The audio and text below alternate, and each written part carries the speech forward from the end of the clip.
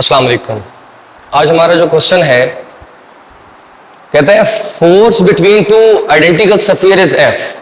अगर दो सफियर्स के दरमियान की जो फोर्स है वो एफ है तो कैलकुलेट करें the force if 50% of charge is transferred to the other sphere. अगर हम किसी चार्ज का जो मैग्नीट्यूड है वो 50% किसी दूसरे चार्ज को ट्रांसफर कर दें तो अब फाइंड करें कि दोनों के दरमियान जो फोर्स होगी वो कितनी रह चुकी होगी।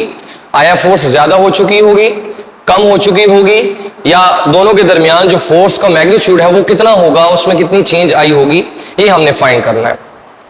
तो हम लेट कर लेते हैं कि हमारे पास दो चार्जेस हैं, लेट Q1 एंड Q2 दो चार्जेस हैं। अगर मैं इन दो चार्जेस के मैग्नीट्यूड्स को चेंज कर दूं अकॉर्डिंग टू द कंडीशन तो कुछ ऐसा लिखा जा सकता है कि हमने फर्स्ट चार्ज को हाफ कर दिया 0.5 of the previous value of the charge Q1। तो जब एक के मैग्नीट्यूड को हाफ कर दिया, 50% मैग्नीट्यूड निकाल लिया, तो दूसरा चार्ज Q2 बन जाएगा 1.5 Q2। अब हम अगर कूलम्स लॉ की इक्वेशन को यूज कर लें जैसा कि F equals to K Q1 Q2 over R square, ये हो गई हमारे पास ओरिजिनल फोर्स जबकि हमारे पास दो चार्जेस Q1 और Q2 थे और इन दो चार्जेस के मैग्नीट्यूड की वजह से फोर्स F थी। अब हमने फोर्स फाइंड करनी है जबकि हमारे पास जो मैग्नीट्यूड ऑफ चार्जेस हैं वो चेंज हो चुके हैं, Q1 prime Q2 prime over R square. हमने इस इक्वेशन का यूज करना है क्योंकि मैग्नीट्यूड ऑफ चार्जेस चेंज हो चुके हैं।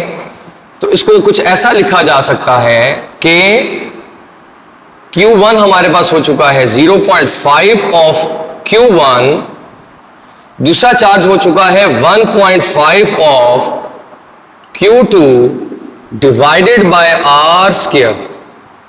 अगर हम कॉन्स्टेंट्स को अलग कर लें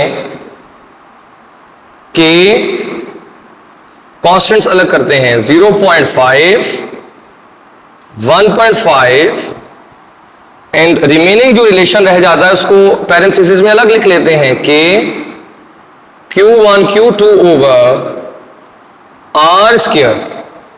तो हम देखते हैं कि कांस्टेंट अलग करने के बाद ये जो हमारे पास रिलेशन सामने आ चुका है that is in equation number 1। हम अपने ओरिजिनल एक्सप्रेशन तक वापस चले गए तो ये हमें बताएगा कि फोर्स में कितना चेंज आ चुका है।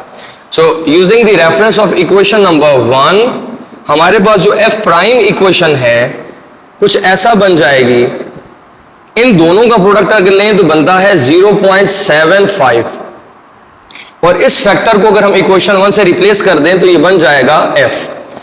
तो हम कुछ ऐसा कह सकते हैं कि दोनों चार्जेस के इस मैग्नीट्यूड के चेंज की वजह से जो फोर्स में चेंज आया दैट इज 0.75।